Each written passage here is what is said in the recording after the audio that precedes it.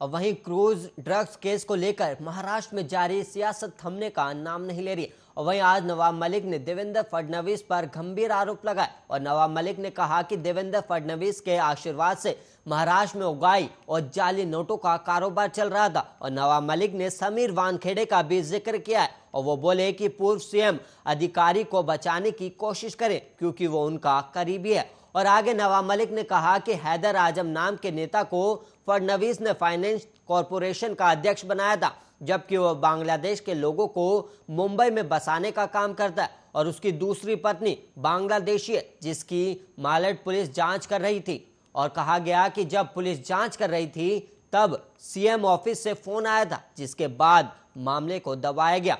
और नवाब मलिक ने आरोप लगाया कि देवेंद्र के इशारे पर महाराष्ट्र में उगाई का काम हो रहा था, चाहे वो मामला बिल्डर्स का हो या फिर झगड़े का, सब में उगाई की जाती है। और यह भी कहा गया कि अगर विदेश से अंडरवर्ल्ड का फोन आ जाता था तो पुलिस भी मामला रफा दफा कर देती थी। और पूर्व सीएम देवेंद्र फडणवीस ने दावा किया कि नवाब मलिक के परिवार ने अंडरवर्ल्ड के लोगों से जमीन खरीदी थी और यह भी कहा गया कि जमीन को दाऊद के लोगों से सस्ते में खरीदा गया। और वहीं फडणवीस ने दो नाम बताए, इसमें सरदार शाह वली खान और मोहम्मद सलीम पटेल का जिक्र किया गया था। और उन्होंने बताया कि सरदार शाह वली खान 1993 बम ब्लास्ट का गुनहगार है जिसे उम्र कैद हुई थी और मोहम्मद सलीम पटेल दाऊद इब्राहिम का गुर्गा था।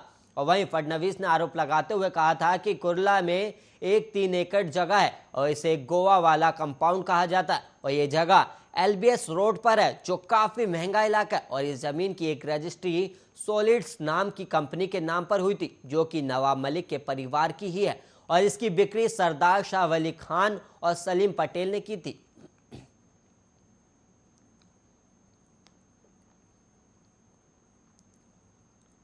और वहीं फ्रेंच मीडिया में राफेल डील के लिए कमीशन देने के खुलासे के बाद सियासत तेज हो गई। मंगलवार को बीजेपी ने कांग्रेस को घेरते हुए कहा कि यह कमीशन यूपीए सरकार में दिया गया था और इसके साथ ही बीजेपी ने यह भी कहा कि इंडियन नेशनल कांग्रेस का नाम आई नीड कमीशन होना चाहिए। और पलटवार करते हुए कांग्रेस ने सवाल किया कि फ्रेंच रिपोर्ट में दावा किया गया है कि सीबीआई और ईडी के पास 2018 से इस बात की जानकारी थी कि दवेशियन ने बिचौलिए को कमीशन दिया, उसके बाद भी मोदी सरकार ने जांच शुरू क्यों नहीं की और आरोपी को क्यों बचाया। और कांग्रेस ने इस मामले की जांच के लिए जेपीसी गठित करने की भी मांग दोहराई है। और मंगलवार को बीजेपी प्रवक्ता संबित पात्रा ने राहुल गांधी को आड़े हाथों लेते हुए कहा कि वो लगातार राफेल की खरीद को लेकर मोदी सरकार के खिलाफ झूठ फैला रहे थे।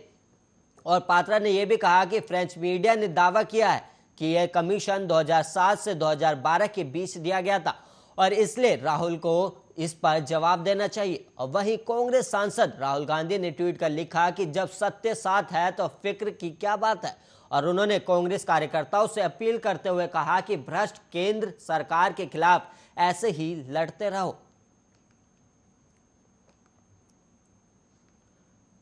अब वहीं कृषि कानूनों के विरोध में दिल्ली की सीमाओं पर किसानों का आंदोलन लगातार जारी है और इसी बीच सोनीपत के कुंडली सिंगू बॉर्डर पर बुधवार को प्रदर्शन में शामिल एक किसान का शव फांसी के फंदे पर लटका मिला और मृतक किसान का नाम गुरप्रीत सिंह बताया जा रहा है और वो पंजाब के फतेहगढ़ साहिब का रहने वाला था। और वहीं बताया जा रहा है कि गुरप्रीत सिंह फतेहगढ़ साहिब के अमरोहा तहसील के रुड़की गांव का रहने वाला था और वो ये बीकेयू सिद्धपुर से जुड़ा था। हालांकि अभी ये पता नहीं चला है कि उसकी हत्या हुई है या आत्महत्या हुई है। और कुंडली थाने की पुलिस दोनों एंगल पर जांच कर रही है और पुलिस ने शव को कब्जे में लेकर पोस्टमार्टम के लिए भी भेज दिया और पुलिस का कहना है कि रिपोर्ट आने के बाद ही मौत की असली वजह का पता चल पाएगा।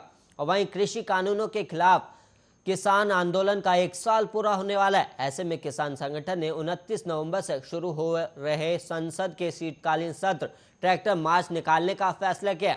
दरअसल किसान एकता मोर्चा के तहत किसान संगठनों की बैठक हुई है और इस बैठक में किसान आंदोलन की आगे की रणनीति पर चर्चा हुई और इस बैठक में राकेश टिकैत, दर्शनपाल सिंह और गुरनाम सिंह समेत कई बड़े किसान नेता शामिल हुए और किसानों ने अपनी ताकत का प्रदर्शन बढ़ाने का फैसला भी किया है। और 29 तारीख से संसद में शीतकालीन सत्र शुरू होने के बाद टिकरी और गाजीपुर के किसान विरोध प्रदर्शन करने और अपने मुद्दों को उजागर करने के लिए संसद भवन की ओर बढ़ेंगे। हालांकि दिल्ली पुलिस के सूत्रों ने बताया कि ऐसे किसी भी मार्च की अनुमति नहीं दी जाएगी।